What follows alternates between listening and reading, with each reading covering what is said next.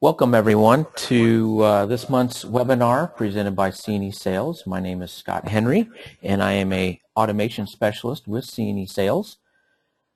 Today's topic is going to be control of drives via Profibus and Profinet. And we'll get started with the presentation here. Just a little bit of maintenance before we get started. What we'll do is we'll mute everybody to keep the background noise to a minimum. And at the end of the presentation, what I'll do is I'll raise your hand and I'll unmute the person who raised the hand, and we'll go ahead and ask your question. Or if you want to email us or call us at the end of the webinar with your questions, that's fine as well. So we'll go ahead and get started. Traditional drive control, at least up until the inception of industrial control networks, has been via digital and analog I/O. Mainly what's happened is in the past is we use digital outputs to start and stop the drive and get some sort of feedback via digital inputs or analog inputs. And then our analog output to the drive, and I have these two backwards, I apologize for that. Our analog output to the drive controls the speed reference.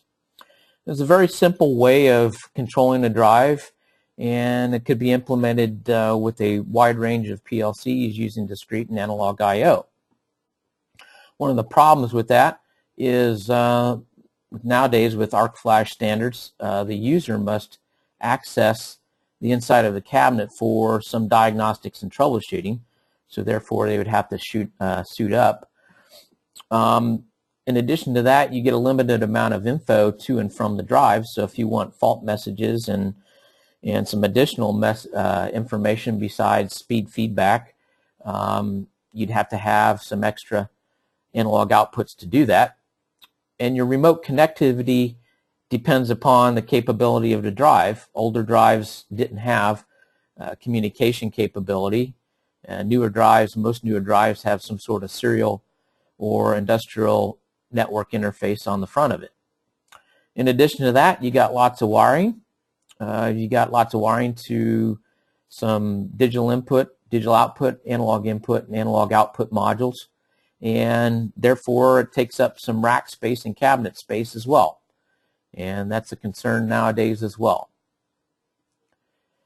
With the inception of industrial control networks, especially with Profibus, we have a much more simplified wiring scheme. This is an example of a topology for a Profibus network. As you can see, the programming unit can be, if you're using the Siemens PLC, can be attached to the same Profibus network as the HMI and the drives.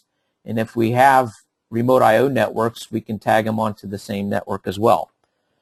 Profibus is a point-to-point network, and it is commonly used in a line topology. If we want a star network or even a line topology and we want it to be over Ethernet, we can control it via Profinet/industrial Ethernet. We have a programming PC connected up to a managed or unmanaged switch along with our HMI and our PLC. And then in addition to that, with the star network, we can hook up one drive to each port of our switch. Or Siemens drives actually comes with a 2-port mini switch built in, so they can take a line topology if your application requires it. In addition to this, any extra ports or any ports on the drives or devices can be attached to remote I/O, or maybe even more HMI devices. So the advantages of a Profinet or even a Profibus interface is we have one common interface for the PLC, the HMI, and programming and diagnostics devices. We have more information can be transferred to and from the drive. We have less wiring, and we have one of the pluses, especially for OEMs, we have the ability to do remote connectivity. So how, if we're not hardwiring to our drives, how are the control signals organized? Well, to keep the information consistent and organized, and to have a common functionality between vendors, the developers of the Profibus and Profinet have created the Profidrive profile. And Profidrive is valid and available for Profibus and Profinet as well. The Profidrive profile is a standard communications interface to and from a drive, and the profile is divided into six application classes based on functionality. We won't get into that too much today, but that's just a point of information. There are two types of data exchange in Profibus and Profinet. There's cyclic data exchange, and that's the status and control words, basically your I/O signals that are transferred at a constant cycle to and from the drive.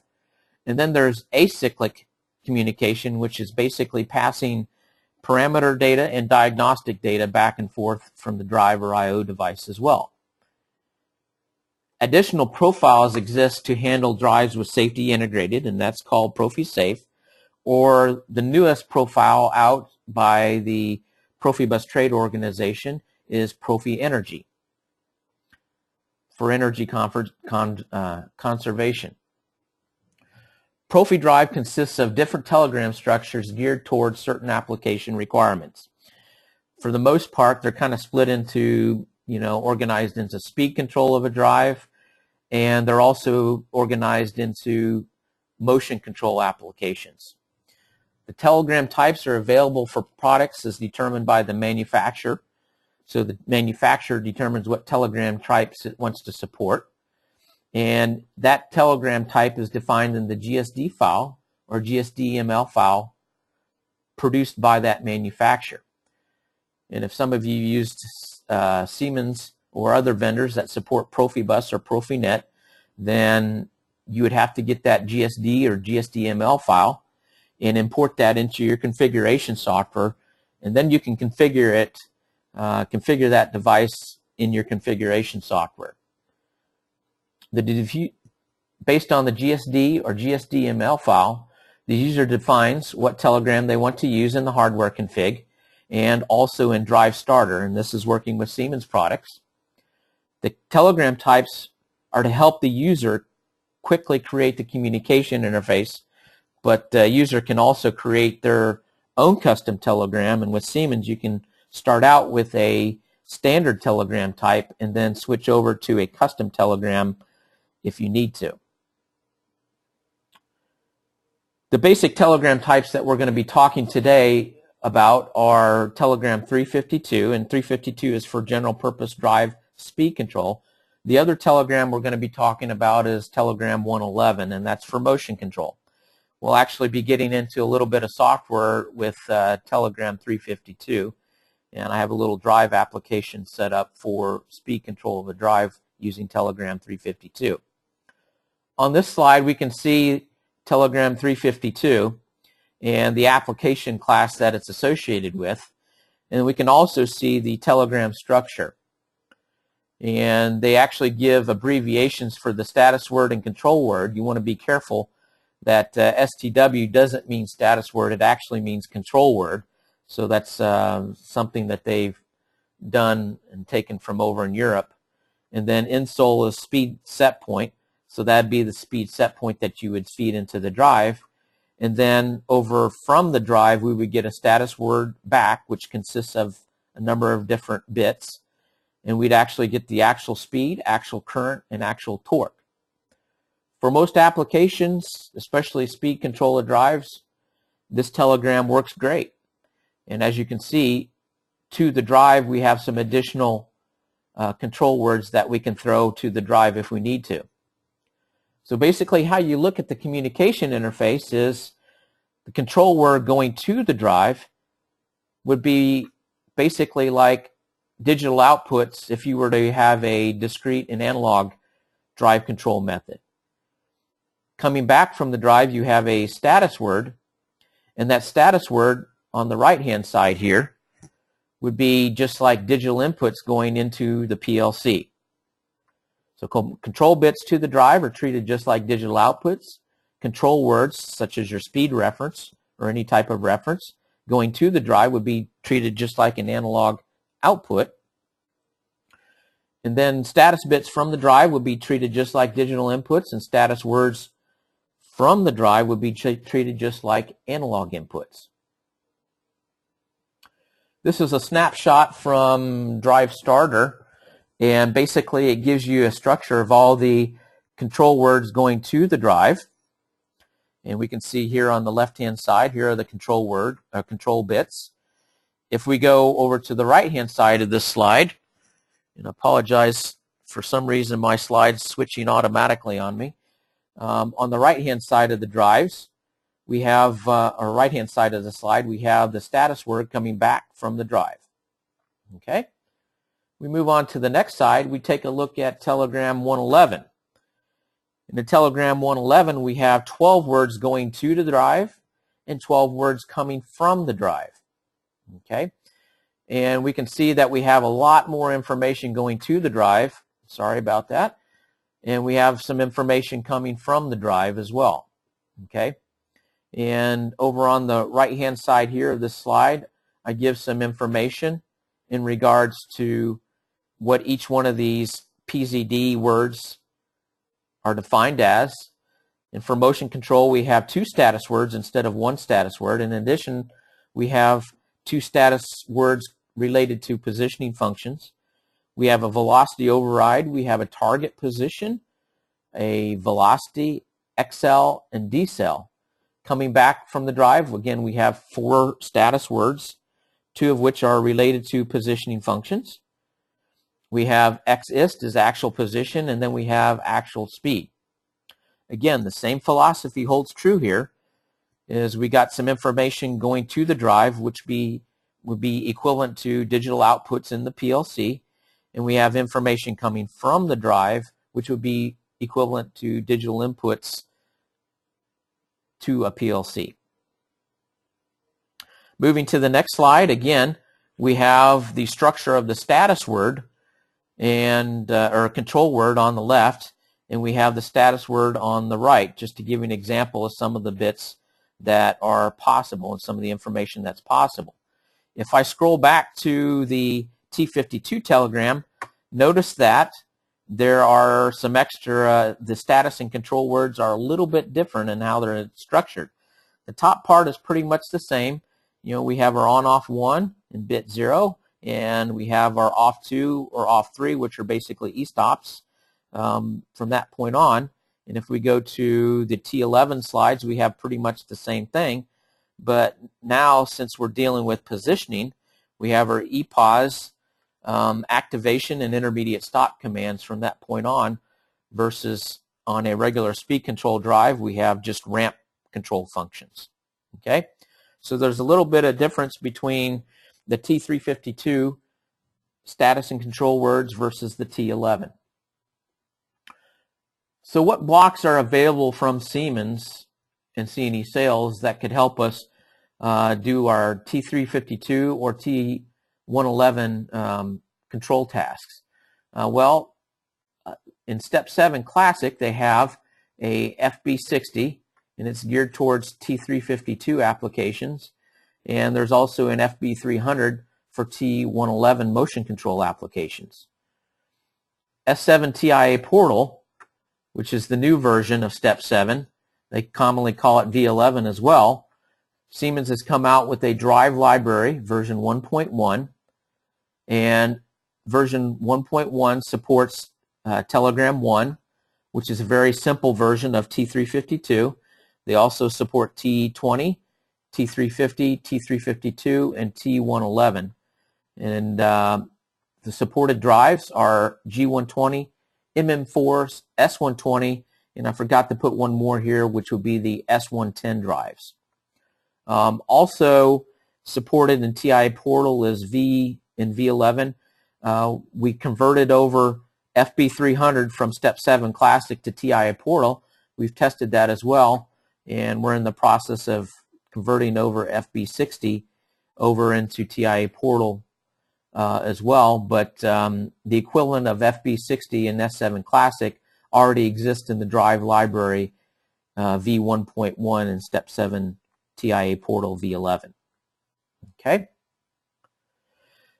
So the next thing I want to do is go and show you, first of all, how Telegram 352 is implemented in Step 7 Classic. And what I'm going to do is I'm going to drag over my virtual machine. And I'm going to open up Somatic Manager. And in Somatic Manager, what I've done is I've developed a project. I've called it T352. I've inserted a Somatic 300 station. My Somatic 300 happens to be a 317F-2 PNDP. We'll be working with Profibus today, but the concepts, especially the software block FB60 that we're going to be seeing here, can be used for Profinet and Profibus. In fact, if you switch from Profibus to Profinet, the only thing that you'd have to switch over is you'd have to switch the device over from Profibus to Profinet in your hardware configuration. So basically, I have in my blocks folder, I have OB1, which is my cyclic block. That is actually calling my drive control block. And if I had more drives to control, I would probably make more FCs to control those for each individual drive. Then what I have inside FC1 is some logic, and part of that logic is a call to my FB60. And I'm using instance DB DB1. If I had more than one drive, I would call FB60 again, but I would use a different instance DB. As we can see on our drive block, we have a drive address. And what I need to do there before I really start any logic programming is I need to configure the drive in hardware config, and I also need to set some things up in drive starter. We won't concentrate too much on starter today. I just want to concentrate more on the S7 PLC side. But basically what I've done inside a hardware config is I went to, since I'm using Drive ES, I go to my hardware catalog and I expand my Synamics library, and I find the Synamics G120. And right now I'm using the CU240E-2DPF, and the F stands for, the F means that it has some safety integrated built into it. So if you have an application using safe torque off or safety limited speed, for example, then you may want to purchase a control unit with the F safety integrated in it. So basically what I've done is I've dragged and dropped my drive object over onto my Profibus network. I've double-clicked on it to assign it a address, a Profibus address, and I've assigned it to my Profibus network already. The next thing I have to do is I have to go and assign it in the configuration. I have to go and assign it a Telegram type. So I double-click on the drive object on my Profibus network. I get a properties window attached to it, or not attached, but that pops up. I go to the configuration tab and I select Telegram 352. In here we can again see how many different telegrams are available. And again, the only difference between these telegrams is the amount of words going back and forth to the drive, and then also the structure of that words going to and from the drive.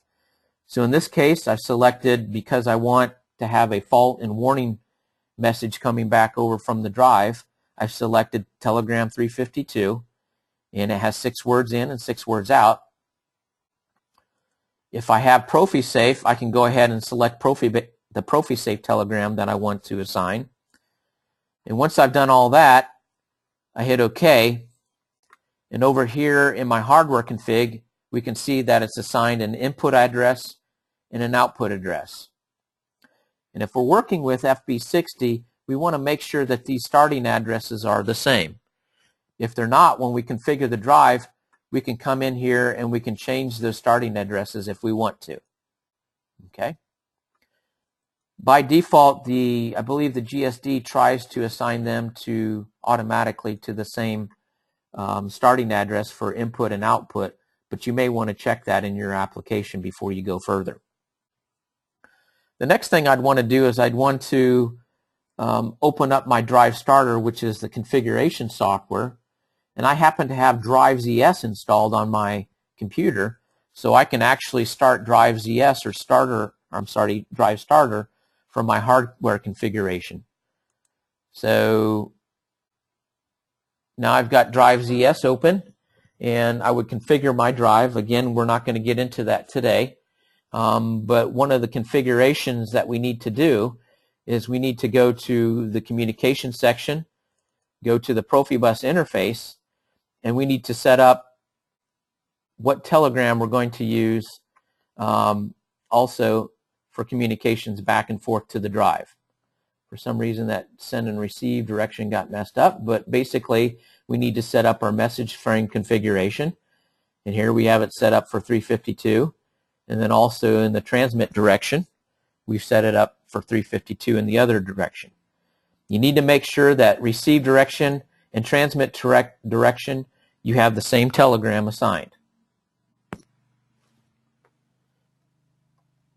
Okay, so once we get our drive set up and we've downloaded the configuration to the drive, we're ready to go back to our software part of it and configure that. So remember, back in the hardware config, we've assigned the drive starts at address 260, both on the input and output side, so we can then come to our block and parameterize our block with the drive address 260. And what I've done here in this application is I've only parameterized the minimum that we need to get this drive going. So the minimum commands to get this drive going out of the box, so to speak, is our on-off command. Some people call that our drive enable. I'd like to have a fault reset command. And then I've actually parameterized a set point invert for reversing the drive.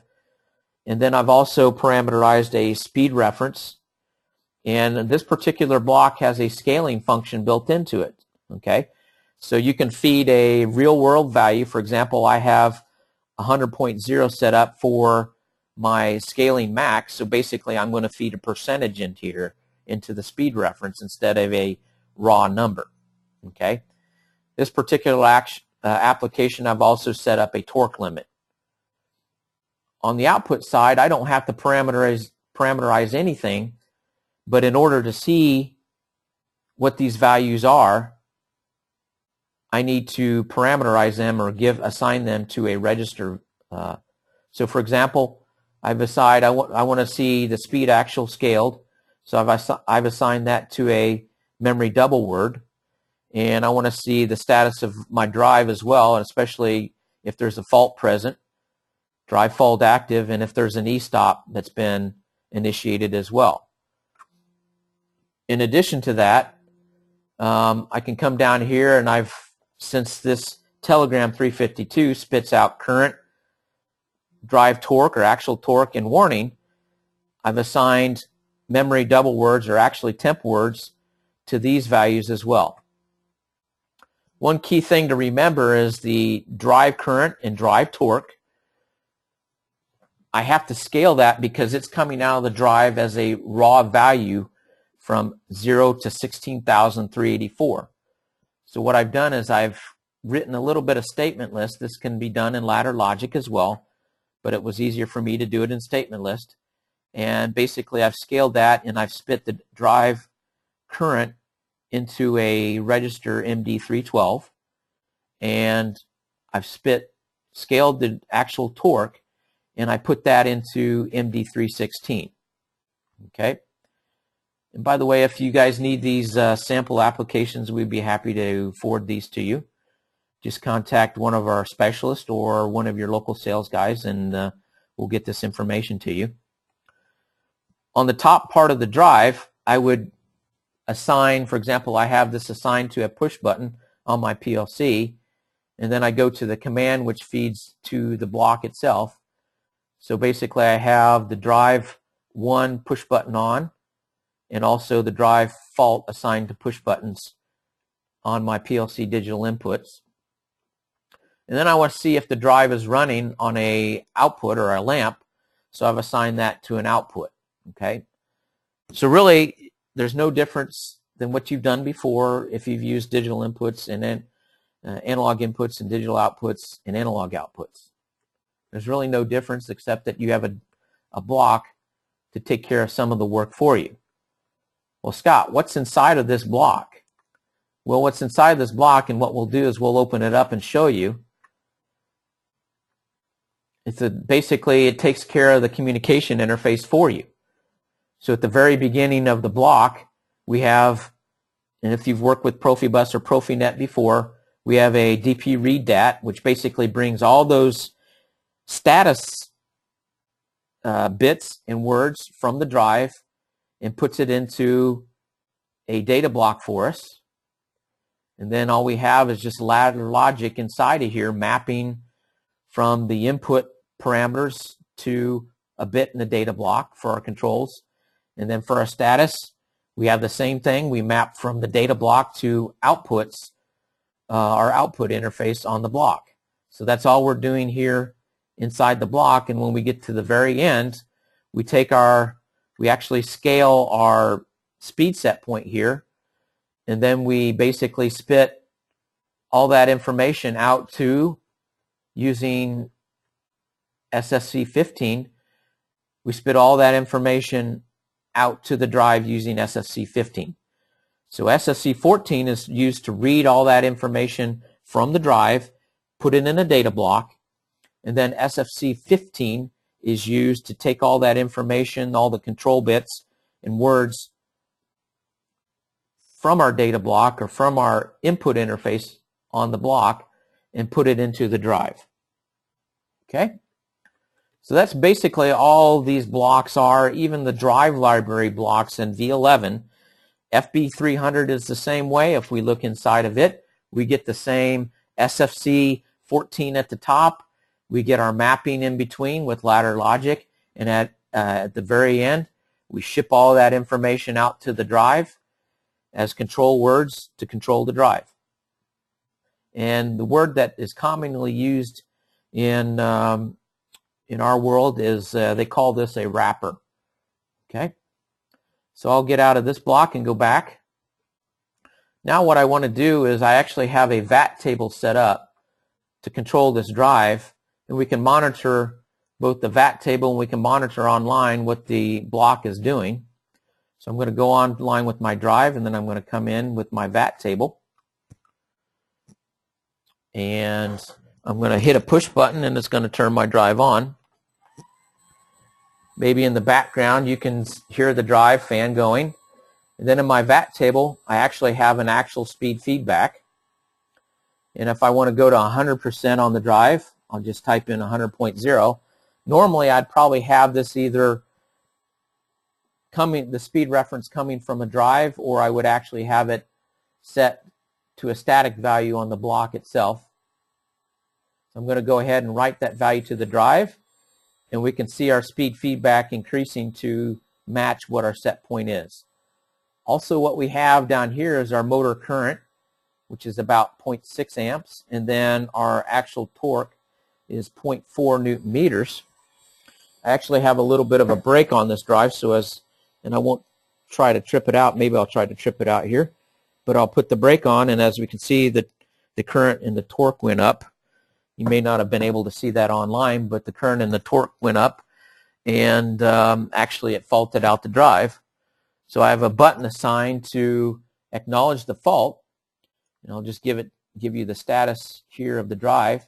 And when I hit that button to acknowledge the fault, we can see that bit goes high, and I reset that bit. My fault's reset, and I can turn the drive on again.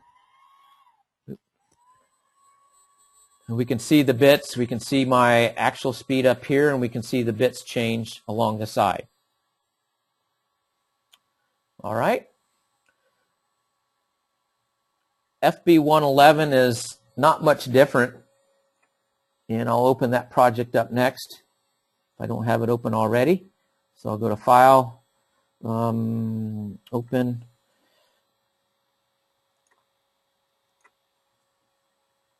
And I have the same sort of setup here, where if I go into open up my hardware configuration, I have my drive on Profibus. This time I'm grabbing from a different drive since it's an S110 drive. So I go over here to my drive objects, go here to the Synamics S110 drives, and I drag and drop that onto my Profibus network. If I were using Profinet, I would actually come over here to my library, and I wouldn't pick things from underneath the Profibus DP. I would pick the objects from underneath the Profinet I/O, and I would come underneath drives, Synamics S110, and drag and drop my drive over to the Profinet network. Over here again, we see that I've assigned a starting address to my drive. One's actually for the control unit, one's for the drive itself. Here we see we've assigned message frame 111 here. If I double click on the setup itself, I can look at the configuration and see that I'm set up for Telegram 390 for information from the control unit, and then Telegram 111. I'll go to my logic now. Again, I have an FC 101 set up for my first drive. And again, I have FB300 called. I point to the drive starting address for Telegram 111, and I have some bits on the input side of the drive as well that I have to parameterize. Again, we have a drive enable. I have my fault reset. Since this is a motion control application, I have a activate move, a velocity set point. I can determine if I have a absolute or relative move. I have a speed set point, and I have a target position.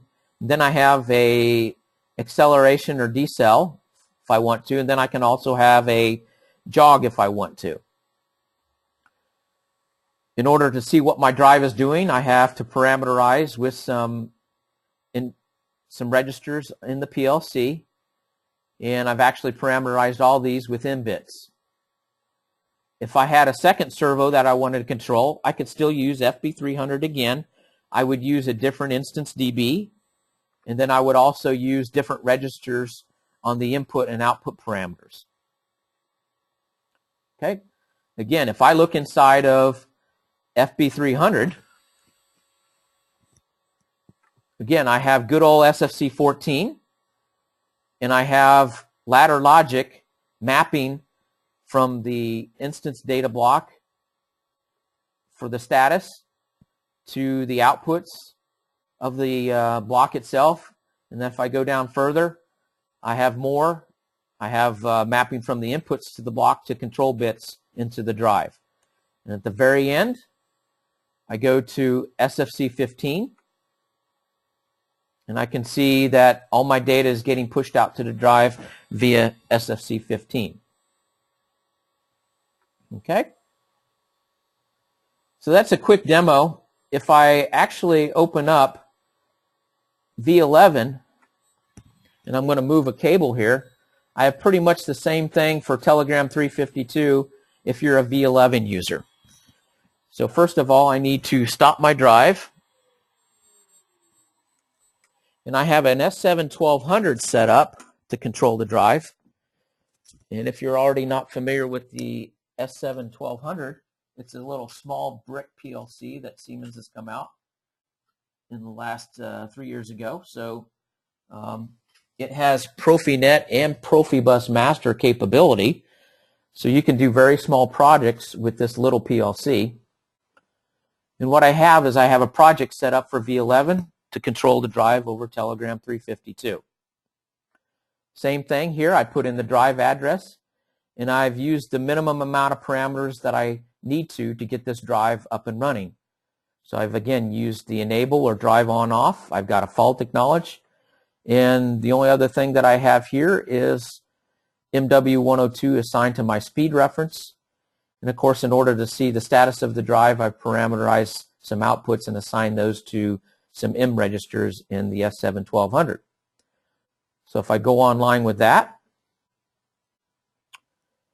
and I can see the status, and all I've done is I have one drive and I've moved the cable over from my S7-300 PLC to my my drive, or over to the S7-1200 PLC, and I'm going to go ahead and flip the drive on. And actually I have a fault on the drive, and if I look on the status of my block, I see that the drive fault active is true here.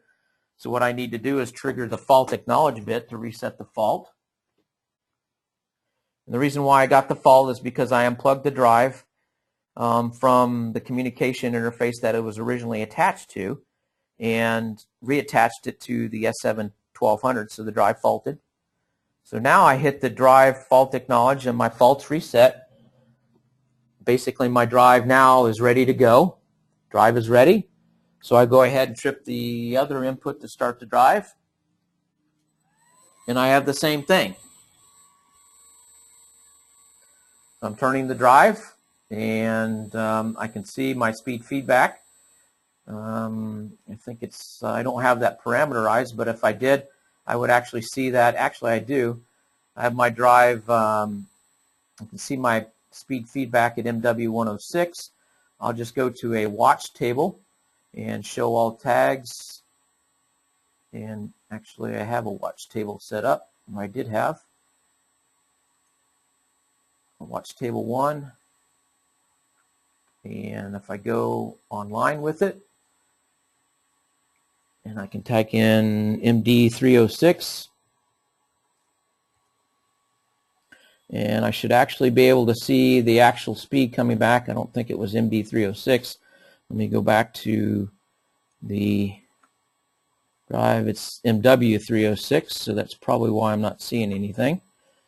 So I go back there, and I can go to my watch table and actually look at it. I should be able to look at it. MW306. I think it was 106. 106. And now we can see the speed feedback. I'll just change it to a decimal sign, and I'll just go ahead and turn the drive off, and we can see the drive speed feedback turn off. Okay, so now it's down to 0. Okay, I did some of the same things to set up the hardware in V11 as in step 7. It's a little bit different in step 7 V11, but basically I have a network, and I have a hardware catalog over on the right hand side, very similar to the classic. I went into field devices, or actually other field devices, Profibus DP, drives, Siemens AG, and Synamics. And I'll expand this just a little bit. And I went and found the drive that I was using, and it happened to be this one right here. And I drag and drop that over to my editor, and then I used, just drag and dropped and connected from my Profibus master module on my S7-1200 over to my drive, and that made the connection. And now I have to parameterize my drive, so I double click on it, and I'll decrease the view so we can see everything here. And the only other thing that I needed to do was I come over here, and I have a list of telegrams that I have available for that drive, and I've dragged and dropped it over to my table here and assigned it to an address.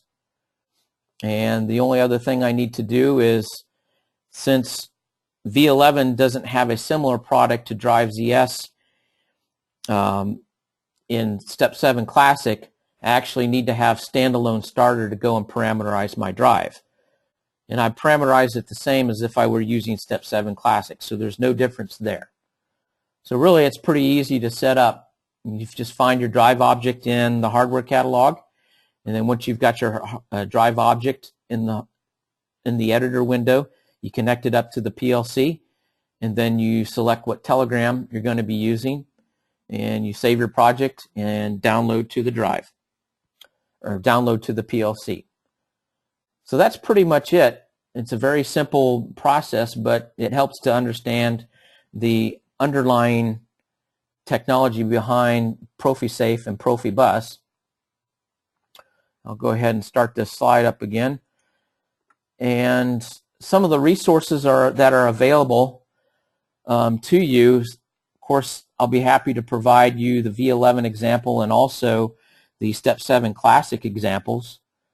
But Siemens also on their website has available some application notes, and we can certainly forward you these links as well.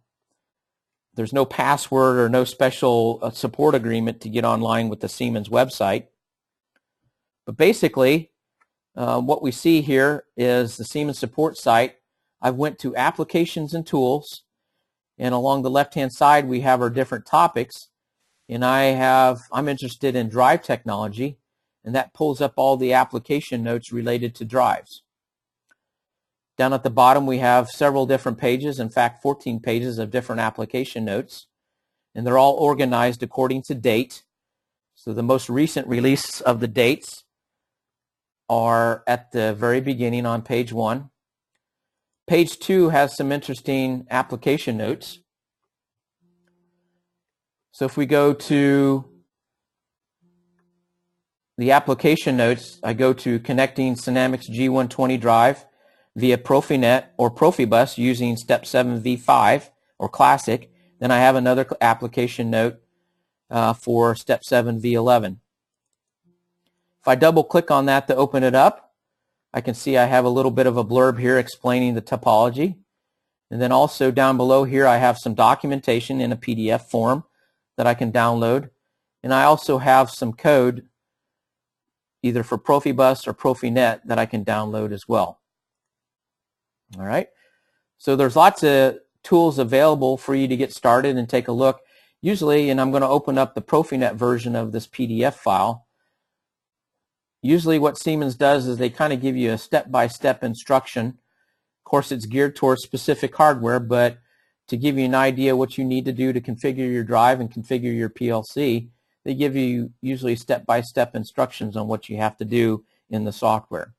So I'm going to, hopefully this thing will upload and we can see it. Apparently not. So it's not uploading, but basically if you go to the Siemens website and upload that, you'll be able to see how they configured the drive in their application example. And again, they have a Step 7 project which is archived, and you can retrieve that and open it up, and in some cases you might be able to even actually use that. Okay? So now what I'm going to do is I'm going to, if anybody has any questions, I'm going to scan through the attendee list. If you want to raise your hand, go ahead and do so, and I'll unmute you and you can ask your question. Or if you don't want to ask your question in this forum, you can actually email us to, and I'll show a slide here. Let's see, a slideshow. I'll show the slide here with our contact information here. You can actually email us or call us, and we'll be happy to answer your questions. If you want to see a detailed demo of either the motion control or the simple drive speed control, we'll be happy to do that as well. And we can visit your location and go over that in fine detail with you if you want. Again, this is, I don't see any questions. That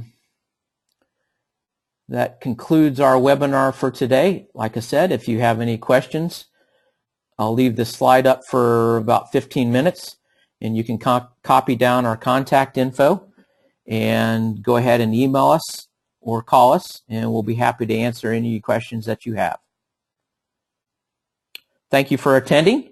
Again, my slide switched on me. Thank you for attending, and have a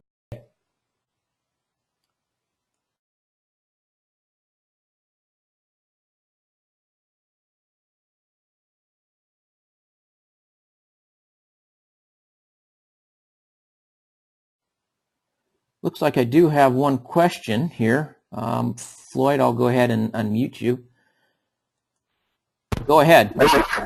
Yeah, when you were covering these nice function blocks, I have some Siemens S7 PLCs, and I have unfortunately some Allen Bradley PowerFlex drives and impact drives. I have some Profibus adapters for them. So your standard blocks aren't going to work because the telegrams will have the data in the wrong place, and in some cases the wrong data in the wrong place. Mm-hmm. Do you have, does anybody have blocks that have been ready-made? Because somebody else has already done this somewhere, some blocks that would actually have the structure right for the PowerFlex drives with Profibus interface, or even impact drives that I could just reuse and modify to my application? Because it would be a pretty major, it'd be like pulling teeth to adapt your existing blocks to Allen Bradley drives. It'd be less work just to redo them. Yeah, I am not aware of any blocks for Allen Bradley drives, at least I don't have any libraries for the Allen Bradley drives. The only libraries that I have are for Siemens. I'm sure they may be out there somewhere that somebody's done, but I don't have any. I could check with my other colleagues to see if they know of any, Brad Hart and Jeff Weaver, but I personally don't know of any, and I don't have any. Okay, I'll probably just search online and see if somebody. The concept is really. Yeah, the concept is really similar. You would still use SFC 14 and 15. I'll see if I can go back to my virtual machine here. Yeah, now there's SFCs there for if you have four words or less, you don't need SFC 14 and 15, right? No, you can actually just map it'll probably show up in your hardware config as, and this hardware config is actually a decent example. It'll show up in kind of the analog range. Right. And so what you would need to do is use move blocks to map from the PID to a memory word or a word or a byte in a data block. Okay, that's the way I've done it in the past. And I think I might have an example of that. But then, of course, the mapping is going to be up to whatever the Allen Bradley drive supports. Now, I said that I don't have any blocks that do this from Allen Bradley drives, but I've seen it before. And the mapping from a Siemens drive to an Allen Bradley are very similar. You'd actually be shocked. So you may not. Say again? I just wanted to save some work. Yeah. I already know the layout. It's not very similar. I just wanted to save some work. Yep. I understand that. But the mapping, from what I've seen at a customer, is very, very similar. And you might be able to use, the blocks, or at least, we can send them to you so you can get an idea of how it's set up, and then you might be able to use some of it, not all of it, but some of it. So, how can I get those? Can you send those to me? Yeah, just I'll post my email address here, and you can send me an email, shenry@cesales.com, and I'll be more than happy to send it to you. Okay. Thank you. All right. Let me scan here for any other attendees that have any questions. And I do not see any other attendees with their hands up. So what I'll do is I'll go ahead and conclude this webinar. And again, I'll keep my contact information posted, as well as the contact information for our automation and drive specialist, our other automation and drive specialist. And feel free to contact them if you have any questions. And like I said, if you want us to come out and give a demonstration, then we can do that. Thank you, and have a good day.